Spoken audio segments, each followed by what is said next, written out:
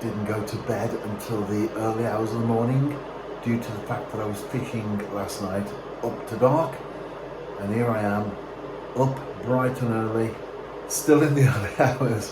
Why? Because I'm going fishing. It's a hard life, isn't it? But someone has to live it. Kettles boiling there. I'll tell you what though, on a serious note, for people like me who are retired and can do this, because, well, it's a Saturday anyway, but even if it wasn't, I can come back later and have a little nap. I tell you what, I would exchange, I'm 63 years old, I would exchange that to be 23 again. However, I can't, can I? So therefore, you just get on with it. Make the most of life, because whatever age you are, life is very short indeed. My dog's been in the garden. He's had a couple of sweeties, but he wants more. He's sitting there begging. Watch this.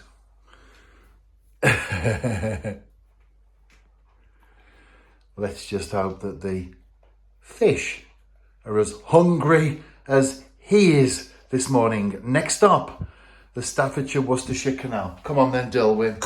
You want another one, don't you?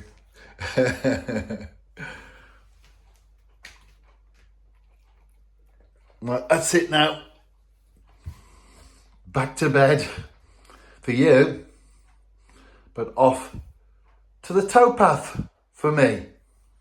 I'm fishing. I think I need to take this jacket off. It wasn't exactly chilly, but needed this perhaps as I parked the car. But now I'm by the side of the water. Fairly warm this morning. Had some rain overnight though. That's great for the waterways, and of course, as I said in my last blog entry, if you're a gardener as well. Got my fleece on, not warm enough yet to be sitting here in shorts and t-shirt. Most importantly though, whatever the weather, whatever the conditions, it's all about the fishing, isn't it? And it's always nice to get your first cup of tea down your neck, isn't it, as well, in the morning.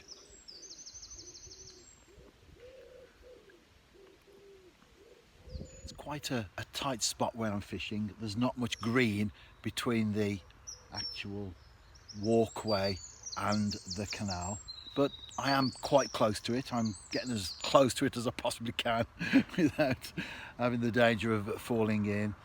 And you do get the cyclist racing along. Not all of them, but some of them race along, and they don't like it that you're an angler on the towpath, even though you're trying your best to keep away. I haven't had any issues this morning, by the way, or even for a long time, but you do get some sometimes. You look to say hello and you can tell by the face they have to slow down because they pass you. Cyclists, it's not your towpath. Having said that, if some anglers are rubbing their hands in glee and nodding their head, let me say this as well.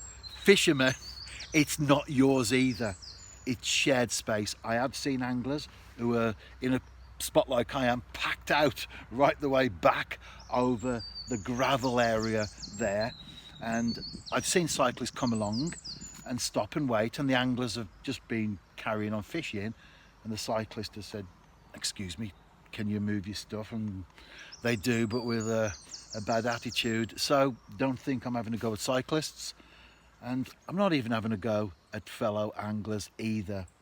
What I am having a go at is inconsiderate behaviour. That's the thing, isn't it? Shared space, treat it as such. It's not mine, it's not yours, it's shared.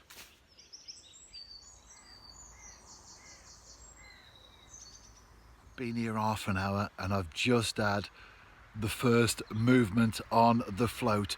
Not sure whether that's going to develop at all. However, it's an encouraging sign, because the fish that I'm after at least weren't in the area, or at least not feeding anyway. But there must have been something that took a fancy to the prawn, caused an initial reaction on the float. It might be a small roach. But if they weren't there before, they are there now. A crowd attracts a crowd, and hopefully I will be back with a perch. I've been here 1 hour now, still nothing. Fishing with that though, obviously very focused, been using that word a lot in the recent sessions that I've been doing on the Staffordshire Worcestershire Canal, fishing with prawn, over brown crumb and prawns. If you are the type of angler who only gets to go out once a week or once a fortnight, then without doubt you want to catch fish, don't you? I go every day. So therefore I can take risks, if you want to use that word there, obviously in inverted commas, because if I fish today and I don't catch anything, it doesn't matter. I went yesterday and I'll be going tomorrow. But as I say, if you're only out now and again, then you do want to catch fish. Commercials are the great venues, aren't they, when you only fish occasionally. And I'd go right the way through the winter as well, whatever the conditions, I'm out there. But some anglers might not want to. Doesn't make you less of a fisherman because you pack up in October and you don't start again until the following March. The great thing about angling is that we can all pitch in at the level that we feel comfortable with. For some, there will be a real passion that drives them on. The night anglers, the carpers who go out for a week at a time and all of that. But for others, it'll be an occasional thing. They'll think to themselves one day, I fancy going fishing. So they do. Whereas others automatically, like me, go fishing anyway. My wife doesn't ask me, are you going fishing today? She'll just sometimes say, what time are you going today? Where are you going today? And she does take an interest, although she doesn't fish herself. So she might even ask me, what are you fishing for today? But, oh, yes. Ooh. Now that was a dip on the float. So as I was encouraged at the half-hour mark, likewise 60 minutes into the session, come on, I've got to get that perch on the bank, haven't I?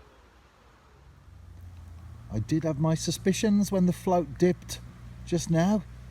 That has been confirmed. Roach are in the swim, not a stripey, but at least I'm not a blanker. That's always a good start. A lot of anglers will tell you in order to catch roach you have to fine down. Well, sometimes you might need to, but that's the size of the prawn that I'm fishing with. Float fishing, 1.2 gram waggler. Cast out again. Let's get some more bait out, and I wonder if I can get that perch on the bank. I'm happy. I always want to catch, especially when you're fishing with something like prawn, a very, as I've already overused that word in recent sessions, focused bait. Forgot the word almost there. Focused bait. So will I get a perch? That's what I want to do.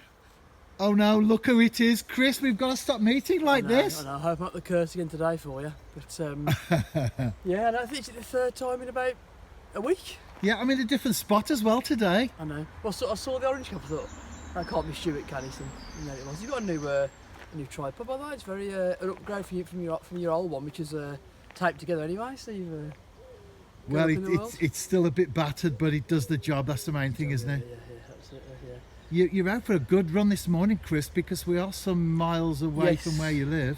We've got to do 14 miles, so I'm 5.5 in. So we're going to Kimber and then loop back round and back home. So 14 miles in the end. But we're going to Formula 1 this morning, so we're trying to get done early. We're about 5:30 and out the door about 26. So not as early as you though. You're featuring a lot in these videos recently, Chris. I think I need to put them out as in association with Chris Jones. I think so. I don't know if your views will go up or down. Hopefully not down, but.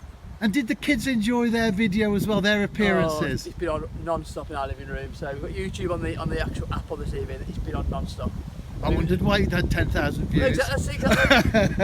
even showed the nanny and granddad there, so really pleased. I think they're famous now, so no, it was good. So I'll take maybe next weekend again and see if it can be. It was quite successful. They caught fish, a few tangles, but the first goat wasn't too bad at all.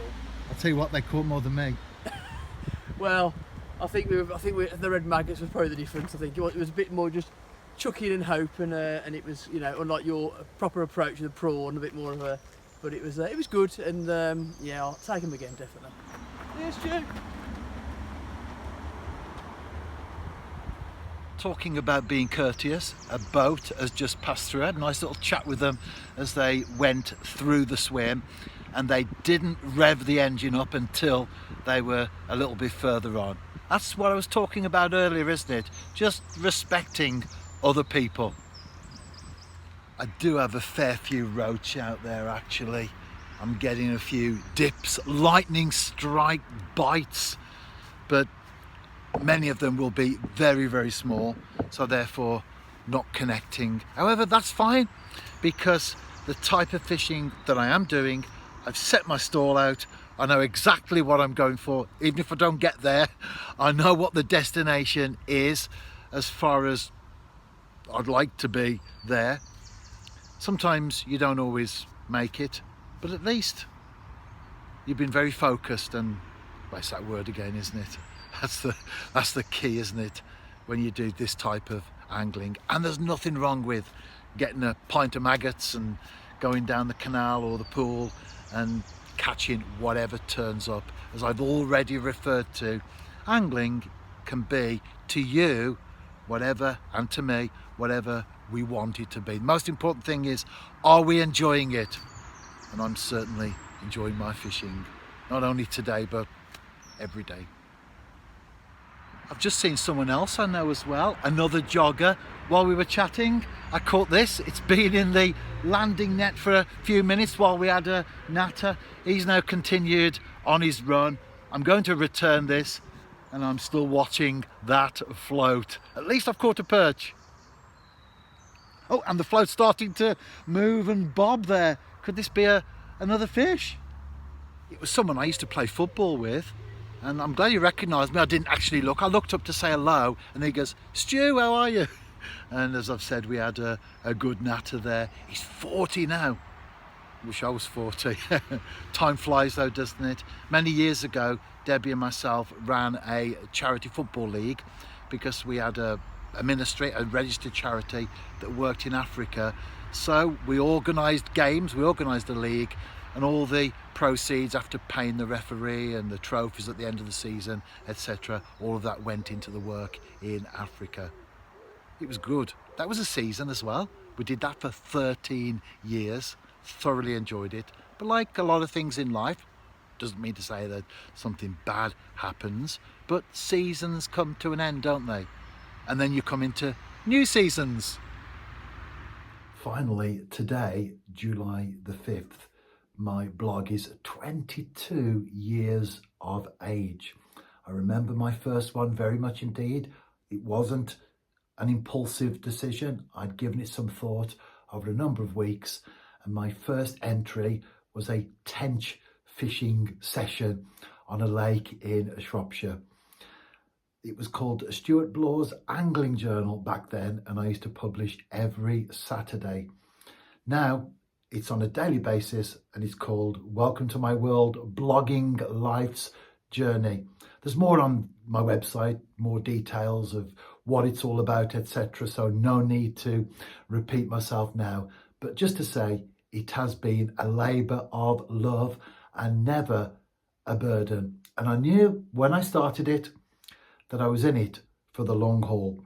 And I hope, not that I'm blogging in 22 years time, but at the age of 85, that I'm actually still here. That's my target, to still be alive at 85, never mind blogging. But if I am alive and I've got my mind and all my senses and so on and so forth, then it'll still be going strong. Have a great day, have a great weekend. And if you are out fishing yourself, tight lines. And if you are a blogger, enjoy.